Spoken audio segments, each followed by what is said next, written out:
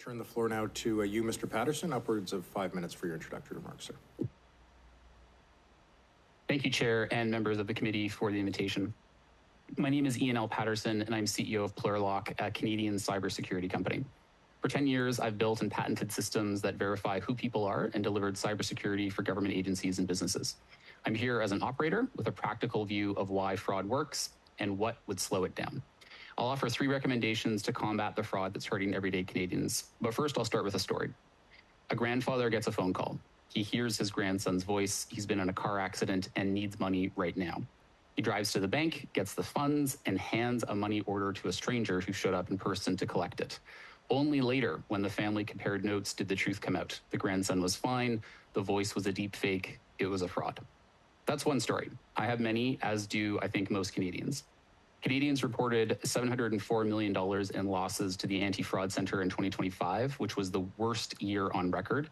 And the RCMP estimates only 5 to 10% of fraud ever gets reported, which means the real cost to the Canadian economy runs into the billions. So what do we do? In cybersecurity, we talk about prevention as left of boom and response as right of boom. First, left of boom. Prevention comes down to identity. Fraud works because we still verify people with things that are easy to fake: phone numbers, text messages, passwords, and now voices. Back in 2019, I wrote in the Globe and Mail that my video game provider had better security than my bank. 7 years later, not much has changed, and deep fakes and voice cloning are letting bad guys automate and scale their attacks. The fix is stronger identity that everyday Canadians can trust. When your telco, your bank, or your government reaches out, it should come over a channel that can't easily be spoofed, like a push notification from a smartphone app. When you sign into a service, it should be with credentials that can't easily be phished, like passkeys, which no one could read over the phone to a criminal. And when it's human to human, the answer is resilience. Criminals can fake a phone number and a familiar voice. So hang up, call back a number you know, and ask about shared context, like, what did Aunt Bertha bring to Christmas dinner last year? Cheap habits beat expensive technology. That grandfather in the story wasn't careless. He did what all of us were taught to do: trust the voice on the line. That's what has to change, and it's fixable. Government should go first. Every Canadian knows the fake CRA call. If the CRA and agencies like it used channels that can't easily be spoofed, they'd end one of the most common scams in the country and set the standard for everyone else. Second, right of boom. Response comes down to coordination.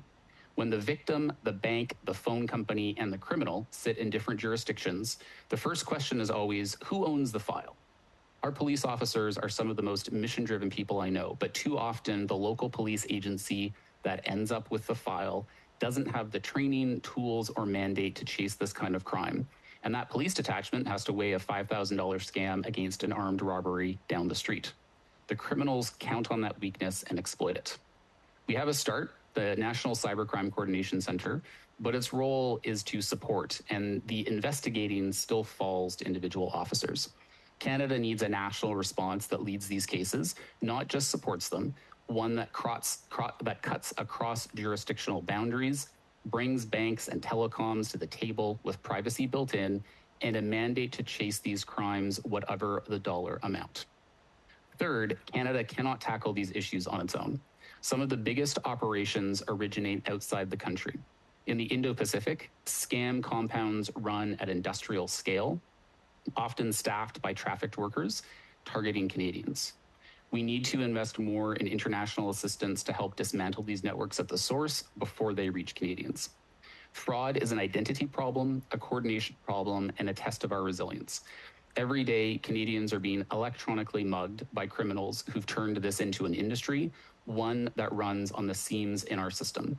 Those seams are ours to close. Thank you, and I look forward to your questions. Paterson.